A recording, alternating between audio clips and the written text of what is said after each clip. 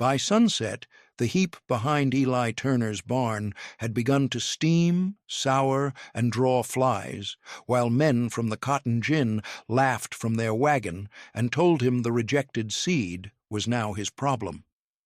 Eli stared at the pile, then at the overdue notice tucked inside his shirt. Most farmers saw rot. He saw oil shining across his palm. That unwanted cottonseed would soon become the raw material behind a brand worth $1.2 million. Nobody in town believed it yet. Before we go any further, tell us where you're watching from, because Eli's gamble began with nothing but rotting waste. At first light, Eli carried a dented bucket into the barn and poured a layer of cottonseed across his workbench. The smell was sharp, almost sour, but beneath it lingered something heavier: grease. Splitting several seeds with a pocket knife, he pressed the soft centers between his fingers and watched a pale stain spread across the wood. That mark stayed with him. 3 hard years had pushed Eli's farm backward. A dry spring cut his corn yield in half, 2 calves died during winter, and the tractor needed a clutch he could not afford. Another bank notice warned that his payment was 30 days late. Each evening his wife, Ruth, kept the household books at the kitchen table, rubbing out one number only to replace it with another. "We can't keep carrying surprises," she said. "I know." "Then what are you planning to do with that pile?" Eli looked through the window toward the barn. "Find out what's inside it." By noon, word had traveled. Neighbors slowed their trucks along the road and stared at the mound as if it were a dead animal. One man called it Eli's new crop. Another said the flies would own the place before harvest. Nobody offered help. Hoping to end the problem, Eli drove to the cotton gin and asked the manager, Roy Baines, to haul the seed away. Roy leaned against the office door and smiled. "We dumped what you agreed to take." "I agreed to sweepings, not half a wagon load." "Same thing. It's going bad. Then burn it, bury it, or feed it to your hogs." "I don't have hogs," Roy shrugged. "Sounds like another problem." Without shaking Roy's hand, Eli walked out. That evening, a cedar chest that had belonged to his father yielded a stack of old farm bulletins. Most pages covered fertilizer, pests, and crop prices, but one yellow booklet described small seed presses once used to make lamp oil and cooking fat. Its drawing was simple: a hopper, a screw, a metal cage, and a tray beneath it. Twice he read the page. A day later, Eli borrowed a hand-cranked cider press from a widow outside town. He cleaned the frame, lined the basket with cloth, and crushed a small batch of seed in a feed grinder. Nearby, Ruth watched with her arms folded. "You really think people will buy this?" "Not yet." "That's not comforting." "It's honest." Eli warmed the crushed seed in an iron pan, packed it into the press, and turned the handle until his shoulders burned. At first, nothing happened. Then a dark ribbon slipped through the cloth and collected in a jar. Eli held it toward the light. Cloudy and bitter, the oil carried a burned smell. Still, it was oil. For the first time in months, failure did not feel final. It felt useful. Somewhere inside that ugly jar was an answer, but Eli understood the truth. Squeezing seed was easy. Producing something clean enough to trust would be harder, much harder. Learning what worked meant ruining batch after batch before the oil began to resemble something a person might trust. One step at a time, he changed the process. First, he washed the cottonseed in wire baskets and spread it across old feed sacks beneath the sun. Next, he lowered the heat because the first pan had scorched the crushed kernels. Finally, he folded clean muslin into several layers and poured each pressing through it slowly, watching grit collect as clearer oil gathered below. Past midnight on some nights, the barn lamp still burned. Ruth would appear in the doorway carrying coffee. "You coming inside?" "In a minute." "You said that an hour ago." Eli smiled without looking up. "This batch is different." Most batches were not different. One smelled grassy, another turned cloudy after 2 days, and a third separated inside the bottle, leaving thick sediment along the bottom. Eli labeled every jar, recorded each temperature, and refused to discard a failure until he understood what had gone wrong. By early September, 6 bottles stood on his bench, each the color of weak honey. Those bottles went with him to Miller's general store. Mr. Miller lifted one toward the window. "What is it?" "Cottonseed oil." "For cooking?" "That's what I'm testing."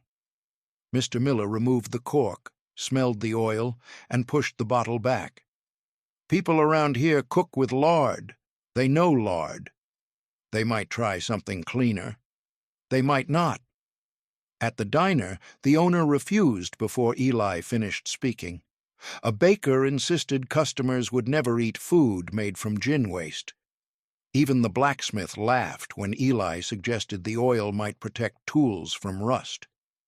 "Eli, you're trying to sell folks what Roy Baines dumped behind your barn."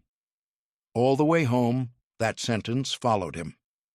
Before we go further, consider how many people would have stopped right there. Eli had no factory, no wealthy partner, and no one praising his idea. If you enjoy stories about ordinary Americans who keep building after everyone else laughs, subscribe now because his hardest decision was still ahead. Clara Webb provided the first real break. She made soap in a shed behind her farmhouse, and after examining the oil and rubbing a drop between 2 fingers, she asked what he wanted for it. "I don't know yet." "Then you're not selling a product. You're carrying around an experiment." Even so, Clara bought 1 bottle. 3 days later, she returned carrying a pale bar of soap that lathered better than her usual batch. "This works," she said, "but your bottle looks like medicine, your name isn't on it, and nobody knows why they need it." Beside the soap sat Eli's plain glass container, and he studied them both. At last, he saw the real problem. Pressing oil alone would never save the farm.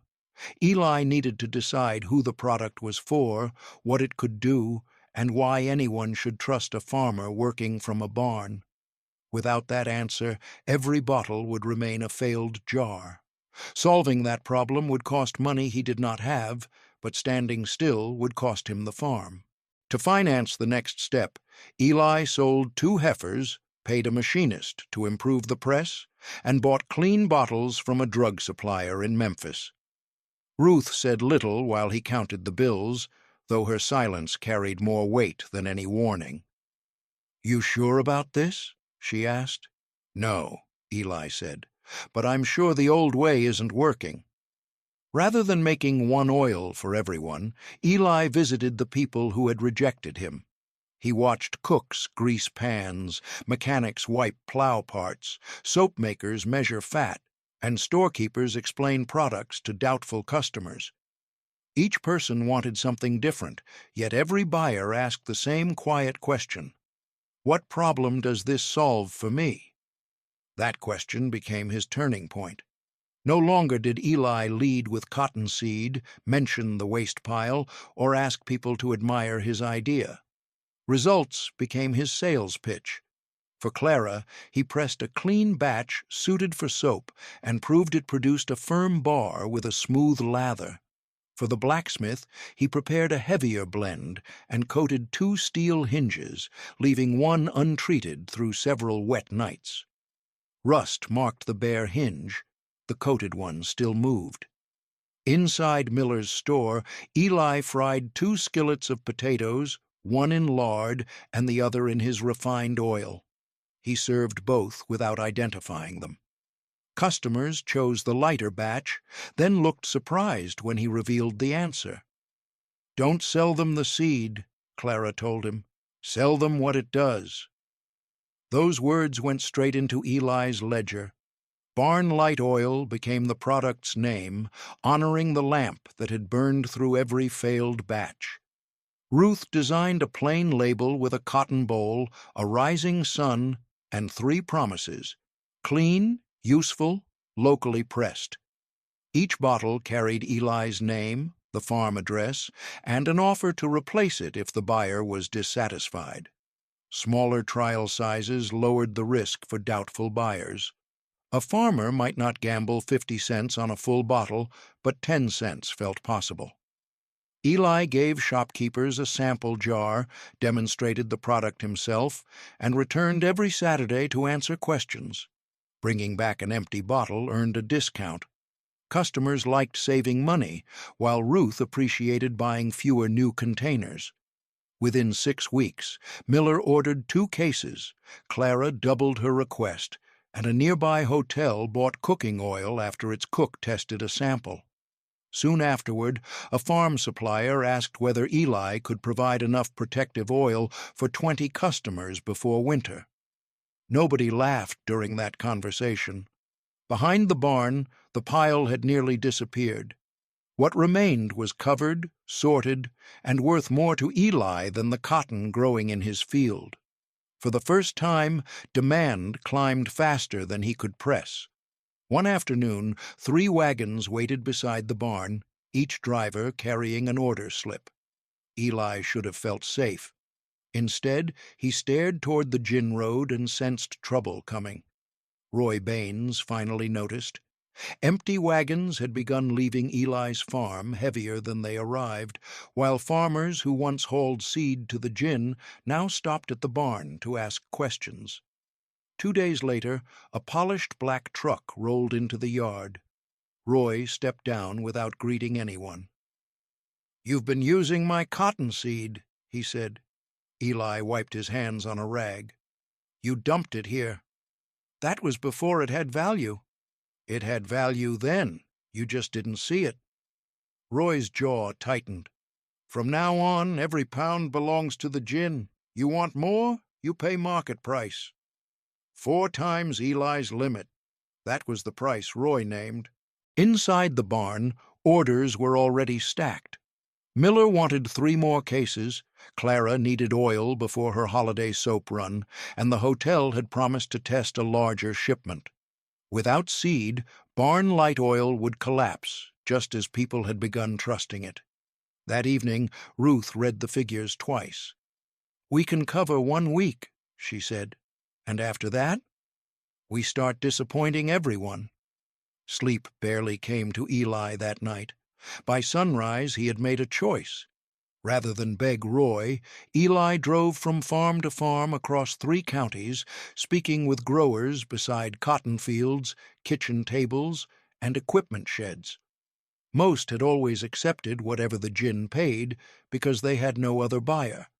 A different offer was waiting in Eli's ledger. Rejected seed would be purchased directly at a fair rate, collected by Eli, and loaded into clean, returnable sacks. Every batch had to be dry, free of stones, and stored beneath cover. Better quality earned a better price. Doubt met him at several farms. "You're fighting the only gin around," one warned. "No," Eli replied. "I'm building another road." Samuel Price, an older grower carrying debt of his own, signed the first agreement and promised 12 sacks after ginning. 3 neighbors followed. Clara's brother then introduced Eli to farmers south of the river, where rejected seed often sat in wet heaps until it spoiled. Using a borrowed wagon, Eli marked collection days on a county map and created a simple receipt for every load. Ruth tracked weights and payments. Samuel inspected storage sheds and taught younger growers to keep moisture away from the seed. Roy responded by warning farmers that Eli's business would fail before winter. That threat helped more than it hurt. For years, people had watched the gin set prices without explanation. Now they asked why discarded seed suddenly mattered. They saw Eli paying on time, watched his bottles sell, and, most important, saw their waste becoming income. Within a month, 11 farms had joined the route. Beneath a cold October sky, the first large collection arrived. Wagons rolled toward Eli's barn carrying clean, dry sacks stacked above their rails, while Ruth counted each load as workers unloaded. Beside Samuel, Eli watched the barn fill. Roy had cut off one pile, but in doing so, he had created a network. Now Eli possessed enough seed to outgrow anything the barn could hold for long. By November, sacks filled every dry corner, crowded the tool wall, and blocked the stall where the tractor once sat. The press ran from before sunrise until Ruth called everyone inside for supper. Even then, warm oil continued dripping into steel pans. Orders kept climbing.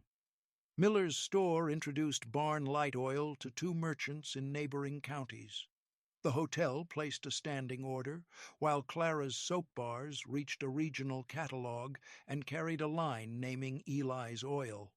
Soon, letters arrived from shops he had never visited. No longer could the barn carry the business. Near the rail siding, Eli rented an abandoned feed warehouse, repaired its roof, and installed 3 improved presses bought on credit. He hired Samuel's son, 2 farm widows, and a mechanic who had once laughed at the first cloudy bottle. Nobody mentioned that old joke once steady wages began reaching local homes. Before any shipment left the building, Ruth's checking system followed every load through weighing, cleaning, drying, pressing, filtering, and dating. Bad seed was refused, cloudy oil stayed behind, and every bottle had to look, smell, and perform like the last one. "People can forgive a small business," Ruth said. "They won't forgive an unreliable one." Eli agreed without hesitation. Growth did not persuade Eli to squeeze the growers. Farmers received written prices before delivery, extra payment for cleaner seed, and prompt checks after weighing. That loyalty protected barn light oil when a larger processor entered the county and offered cash. Most growers chose to stay. 4 years later, the brand supplied general stores, hotels, soap makers, farm shops, and regional food distributors across 5 states. Annual sales passed $1.2 million, a figure Eli could not have imagined while staring at an overdue bank notice. Newspapers admired the number. The payroll mattered more to Eli. 23 people now worked in the warehouse, and local farms earned money from material they had once burned, buried, or abandoned. Returned bottles were washed and reused, while pressed seed meal was sold for approved farm uses rather than wasted. One winter afternoon, Roy Baines stopped beside the warehouse as wagons lined the loading yard. From the roadside, he watched workers unload cottonseed from farms that once depended entirely on his gin. "You did well," Roy finally said. Eli closed his ledger. "We all could have done well sooner." Boasting, anger, or revenge, Roy waited for any of them. None came. Without another word, Eli returned to work. Inside his office, the first dark bottle stood on a shelf, still cloudy, bitter, and marked with dust from the barn. Eli kept it beside the company's newest label, not because it represented success, but because it reminded him how that success had begun. Someone else saw garbage. Eli looked closer. Rejected cottonseed had not saved Eli by itself. Careful testing, honest proof, fair partnerships, and the courage to keep learning had done that. Behind the warehouse, a single empty wagon waited for the next day's collection. Eli Turner never found fortune in something valuable. He found it in what everyone else threw away. His story proved that patience, proof, and fair dealing can turn waste into opportunity. Subscribe for more inspiring American farming stories about ordinary people who built something lasting when nobody believed they could.